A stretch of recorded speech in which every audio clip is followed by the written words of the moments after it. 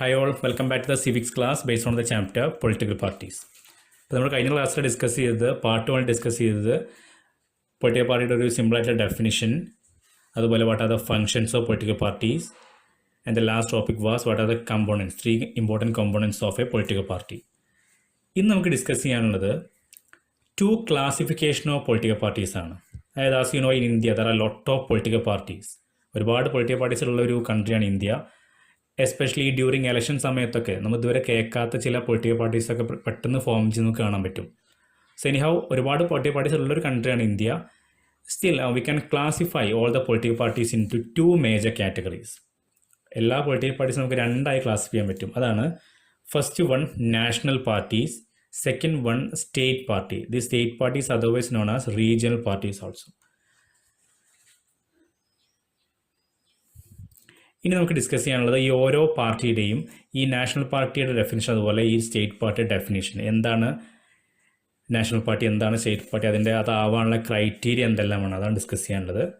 Let's start with state party first. ഒരു പാർട്ടിയെ state party എന്ന് വിളിക്കണമെങ്കിൽ അത് കുറച്ച് ക്രൈറ്റീരിയസ്, കുറച്ച് കണ്ടീഷൻസ് ഉണ്ട്. അതായത് a party that secures at least 6% of the total votes in an election to the legislative assembly of a state. അതായത് ഓരോ സ്റ്റേറ്റിലും അവിടെ ഒരു ലെജിസ്ലേറ്റീവ് കൗൺസിൽ ഉണ്ടായിരിക്കും. അവിടേക്കുള്ള ഇലക്ഷനിൽ ടോട്ടൽ സീറ്റിൻ്റെ ഒരു 6% എങ്കിലും കിട്ടിയിരിക്കണം സ്റ്റേറ്റ് ഇലക്ഷനിൽ. മാത്രമല്ല വോട്ടിൻ്റെ കാര്യമാണെങ്കിൽ ആൻഡ് വിൻസ് അറ്റ്ലീസ്റ്റ് 2 സീറ്റിൻ്റെ കാര്യമാണെങ്കിൽ അറ്റ്ലീസ്റ്റ് 2 സീറ്റെങ്കിലും കിട്ടിയിരിക്കണം ആ സ്റ്റേറ്റ് ഇലക്ഷനിൽ. എങ്കിൽ ആ പാർട്ടിയെ വിളിക്കുന്ന പേരാണ് state party. that second at least 6% of the total votes. വോട്ട്സിൻ്റെ കാര്യമാണെങ്കിൽ 6% ഓഫ് ടോട്ടൽ വോട്ട്. അതെവിടെയാണെന്ന് ഓർക്കണം, സ്റ്റേറ്റ് ഇലക്ഷനിലാണ്. ഓരോ സ്റ്റേറ്റിൻ്റെയും ലെജിസ്ലേറ്റീവ് അസംബ്ലിക്കുള്ള ഇലക്ഷനിലാണ് ഇത് കിട്ടേണ്ടത്. പിന്നെ സീറ്റിൻ്റെ കാര്യമാണെങ്കിൽ അറ്റ്ലീസ്റ്റ് 2 സീറ്റെങ്കിലും വിൻ ചെയ്തിരിക്കണം. എങ്കിൽ ആ പാർട്ടി നമുക്ക് സ്റ്റേറ്റ് പാർട്ടി എന്ന് വിളിക്കാൻ പറ്റും. ഓക്കെ, ഇനി second type of party, as I told you in the beginning, national party. National പാർട്ടിയുടെ criteria a party that secure at least 6%, അത് സെയിം ആണ്, 6% of the total votes in Lok Sabha. ഈ വേർഡ് ശ്രദ്ധിക്കണം. ഇവിടെ പറഞ്ഞത് സ്റ്റേറ്റ് ലെജിസ്ലേറ്റീവ് കൗൺസിൽ ഇലക്ഷൻ മാത്രമായിരുന്നു. ഓരോ സ്റ്റേറ്റിൻ്റെയും legislative കൗൺസിലേക്കുള്ള അല്ലെങ്കിൽ അസംബ്ലിയിലേക്കുള്ള ഇലക്ഷൻ്റെ കാര്യം മാത്രമായിരുന്നു സ്റ്റേറ്റ് പാർട്ടിയിൽ പറഞ്ഞിട്ടുണ്ടായിരുന്നത്. എന്നാൽ ഇവിടെ അങ്ങനെയല്ല. Lok Sabha election or assembly election in 4 States. ഒന്നുകിൽ ലോക്സഭ ടോട്ടൽ വോട്ടിൻ്റെ കാര്യമാണെങ്കിൽ ഒന്നുകിൽ ലോക്സഭ ഇലക്ഷനിലോ അല്ലെങ്കിൽ ഏതെങ്കിലും 4 സ്റ്റേറ്റിലെ അസംബ്ലി ഇലക്ഷനിലോ 6% ഓഫ് ടോട്ടൽ വോട്ട് കിട്ടിയിരിക്കണം. ഇനി സീറ്റിൻ്റെ കാര്യമാണെങ്കിൽ അറ്റ്ലീസ്റ്റ് 4 സീറ്റ് ഇൻ ലോക്സഭ. സീറ്റിൻ്റെ കാര്യം ലോക്സഭ മാത്രമാണ് പറഞ്ഞിട്ടുള്ളത്.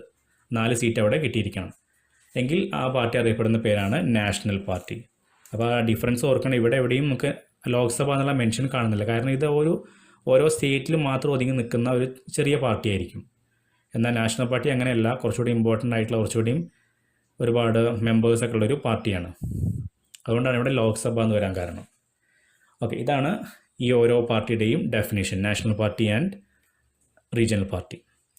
ഇനി നമുക്ക് ഡിസ്കസ് ചെയ്യാനുള്ള അടുത്തൊരു ഇമ്പോർട്ടൻറ്റ് ടോപ്പിക്കാണ് major national parties of India. അപ്പോൾ നമ്മൾ നാഷണൽ പാർട്ടി എന്താണെന്ന് ഇപ്പോൾ മനസ്സിലാക്കി. ഇനി നമുക്ക് ഈ ചാപ്റ്ററിൽ ഒരു 7 നാഷണൽ പാർട്ടിയെ കുറിച്ചുള്ള ഡീറ്റെയിൽസ് പഠിക്കാനുണ്ട്.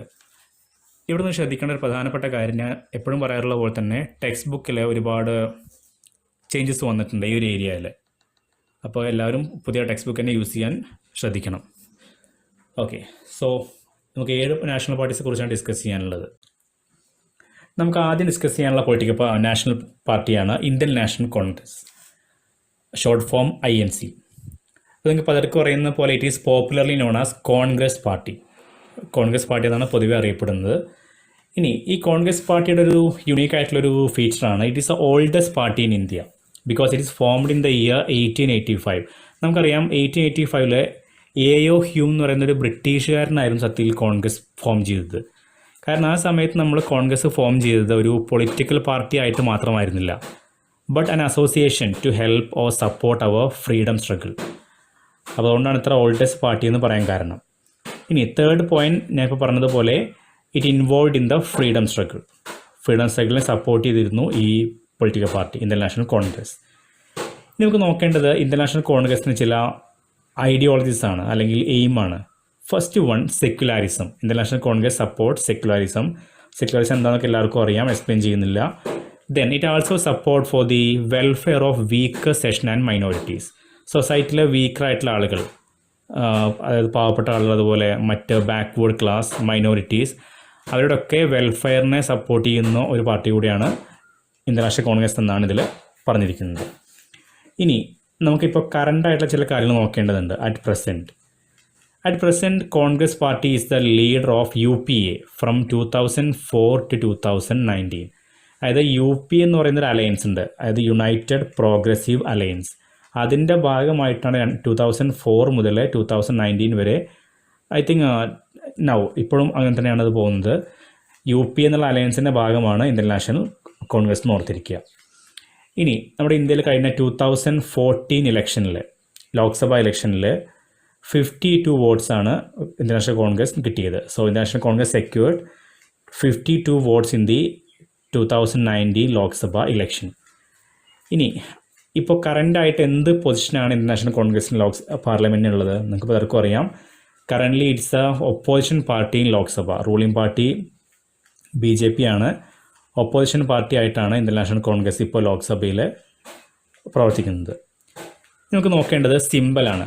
സിമ്പിൾ ഈ ടെക്സ്റ്റ് ബുക്കിലെ പല സിമ്പിൾസിൻ്റെയും പേര് കൊടുത്തിട്ടില്ല, ഫോട്ടോസ് മാത്രമാണുള്ളത്. അപ്പോൾ പേര് കൂടെ നിങ്ങൾ നോട്ട് ചെയ്യണം.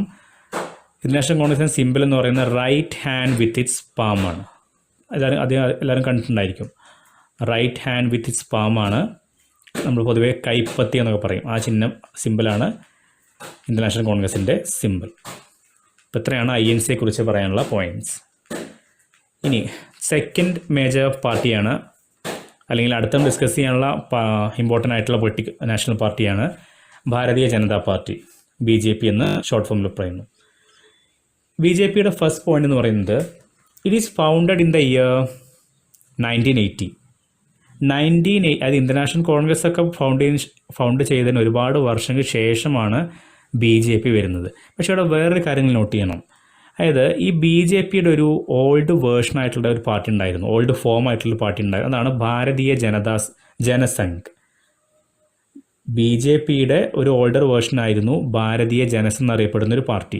സത്യത്തിൽ ആ പാർട്ടി ഒന്നുകൂടെ റിവൈവ് ചെയ്തിട്ടാണ് 1980 BJP ഫോം ചെയ്തത്. അപ്പോൾ ഈ ഭാരതീയ ജനസംഘ് ഫോം ചെയ്ത ഇയർ 1951 ആണ്. അപ്പോൾ ഈ 1951 ഫോം ചെയ്ത ഭാരതീയ ജനസംഘ് എന്നുള്ള ആ പഴയ പാർട്ടിയെ ഒന്നുകൂടെ പരിഷ്കരിച്ച് അല്ലെങ്കിൽ റിവൈവ് ചെയ്ത് 1980 ഫോം ചെയ്ത പാർട്ടിയാണ് BJP. ഇനി ആരായിരുന്നു ഈ ഭാരതീയ ജനസംഘിൻ്റെ ഫൗണ്ടർ? അദ്ദേഹത്തിൻ്റെ പേരായിരുന്നു ശ്യാമപ്രസാദ് മുഖർജി. ഇപ്പോൾ നിങ്ങൾക്ക് മനസ്സിലായിട്ടുണ്ടായിരിക്കാം. So founded 1980 by reviving Bharatiya Jana Sangh formed by Shyama Prasad Mukherjee in 1951. അതാണ് ഫസ്റ്റ് പോയിന്റ് അബൌട്ട് BJP. ഇനി സെക്കൻഡ് പോയിൻ്റാണ് BJPയുടെ ഒരു ഗോൾ എന്ന് പറയുന്നത് to build strong and modern India. കുറച്ചുകൂടെ മോഡേണും സ്ട്രോങ് ആയിട്ടുള്ള ഇന്ത്യയെ ബിൽഡ് ചെയ്യുക എന്നുള്ളതാണ് BJPയുടെ ഒരു ഗോൾ. അതിൻ്റെ കൂടെ തന്നെ ഇറ്റ് പ്രൊമോട്ട്സ് കൾച്ചറൽ നാഷണലിസം. കാരണം BJPയുടെ ഐഡിയോളജി എന്ന് പറയുന്നത് നമ്മുടെ ഇന്ത്യയുടേതായിട്ടുള്ള അവർ ഓൺ കൾച്ചറൽ നാഷണലിസത്തെ ബേസ് ചെയ്തുകൊണ്ടാണ്. അപ്പോൾ ഇത് നമ്മുടെ സ്വന്തം കൾച്ചറിനെ ബേസ് ചെയ്തെന്ന് പറയുമ്പോൾ അവിടെ വരുന്ന ഒരു ടേമാണ് ഹിന്ദുത്വ കൾച്ചർ. കാരണം ഇന്ത്യയുടെ ഒരു കൾച്ചറിൻ്റെ ഒരു ഭാഗം അതാണല്ലോ. അപ്പോൾ നിങ്ങൾക്കിത് ടെക്സ്റ്റ് ബുക്കിൽ കൊടുത്ത കാര്യമാണ്, നിങ്ങൾക്ക് എക്സാമിൽ എഴുതാൻ പറ്റും. ഇതൊരു കോൺട്രവേഴ്ഷ്യൽ കാര്യമൊന്നുമല്ല, നിങ്ങൾക്ക് അതുപോലെ തന്നെ എഴുതാൻ പറ്റും. So it promotes cultural nationalism or Hindutva. ഇനി ഈ BJP എന്ന് പറയുന്നത് ഒരു മെയിൻ ലീഡർ ആയിട്ടുള്ള ദീനദയാൽ ഉപാധ്യായ, അദ്ദേഹത്തിൻ്റെ ഐഡിയോളജിയെ കൂടെ BJP ഫോളോ ചെയ്യുന്നുണ്ട്. അതായത് ഈ ദീനദയാൽ ഉപാധ്യായക്ക് 2 ഐഡിയോളജിയാണ് മെയിനായിട്ടുണ്ടായിരുന്നത്. ഒന്ന് ഇൻ്റഗ്രൽ ഹ്യൂമാനിസം. അതെന്താണെന്ന് നിങ്ങൾ പഠിക്കേണ്ട ആവശ്യം വരുന്നില്ല, അത് ഒരുപാട് പറയാനുള്ളൊരു പോയിൻ്റാണ്. അത്ര മനസ്സിലാക്കിയാൽ മതി. ഇദ്ദേഹത്തിൻ്റെ ഒരു പൊളിറ്റിക്കൽ ഐഡിയോളജി ആയിരുന്നു ഇൻ്റഗ്രൽ ഹ്യൂമാനിസം. അതുപോലെ അന്ത്യോദയ എന്ന് പറയുന്നത് ഈ പാവപ്പെട്ട ആളുകളെ ഹെൽപ്പ് ചെയ്യുക എന്നുള്ളൊരു ടു ഹെൽപ്പ് പുവർ പീപ്പിൾ, അതാണ് അന്ത്യോദയ. അപ്പോൾ ഈ ദീനദയാൽ ഉപാധ്യായയുടെ 2 ഐഡിയോളജീസ് ആയിട്ടുള്ള ഇൻ്റഗ്രൽ ഹ്യൂമാനിസത്തെയും ഇതെന്താണെന്ന് CBSE ഒരിക്കലും ചോദിക്കില്ല, അതുപോലെ അന്ത്യോദയയും കൂടെ BJP ഫോളോ ചെയ്യുന്നുണ്ട്. അതാണ് നെക്സ്റ്റ് പോയിന്റ്. ഇനി they want full territorial and political integration of Jammu and Kashmir with India. Jammu and കാശ്മീരിന് നമുക്കറിയാലോ അതൊരു ഡിസ്പ്യൂട്ടഡ് ഏരിയ ആണ് ഇപ്പോൾ. കാരണം പാകിസ്ഥാൻ ക്ലെയിം ചെയ്യുന്നുണ്ട് അവരുടെ ഭാഗമാണ് ക്ലെയിം ചെയ്യുന്നു, ഇന്ത്യ നമ്മുടെ ഭാഗമാണ് ക്ലെയിം ചെയ്യുന്നു. അപ്പോൾ അങ്ങനെ ഒരു ഇഷ്യൂ അവിടെ വരുന്നുണ്ട്. അപ്പോൾ ഈ by all means Jammu and Kashmir ഇന്ത്യയുമായിട്ട് ഇൻറ്റഗ്രേറ്റ് ചെയ്യണം എന്നുള്ളൊരു വാദമാണ് ബി ജെ പിക്കുള്ളത്. So they want full territorial and political integration of Jammu and Kashmir with India. ഇനി ഇവരുടെ മറ്റൊരു ഐഡിയോളജി അല്ലെങ്കിൽ ഡിമാൻഡ്സ് യൂണിഫോം സിവിൽ കോഡ്.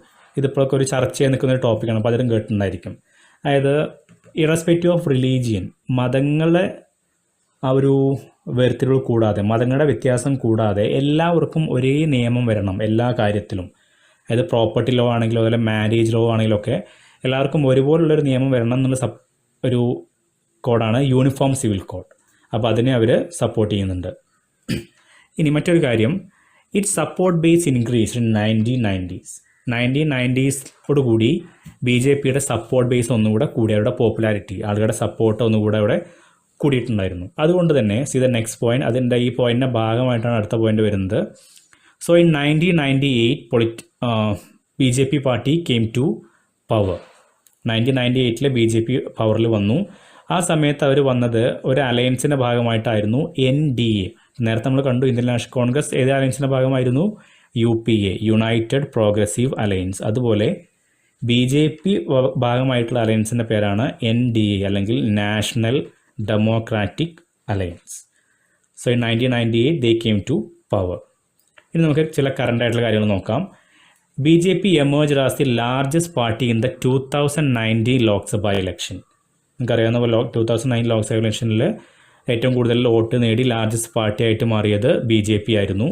അന്ന് അവർ നേടിയത് 303 വോട്ട്സ് ആണ്. 303 വോട്ട്സ് അതേ അവർ നേടിയിട്ടുണ്ടായിട്ടുണ്ട്. ഇനി ലാസ്റ്റ് പോയിന്റ് സിമ്പലാണ്. നിങ്ങൾക്ക് എല്ലാവർക്കും അറിയാം, ലോട്ടസ് ആണ് ബി ജെ പിയുടെ സിമ്പൽ. അപ്പോൾ നമുക്ക് 7 മേജർ നാഷണൽ പാർട്ടീസ് പറ്റി ഡിസ്കസ് ചെയ്യാനുണ്ട്. ബാക്കി നാഷണൽ പാർട്ടീസ് കുറിച്ച് നമുക്ക് അടുത്ത വീഡിയോയിൽ ഡിസ്കസ് ചെയ്യാം.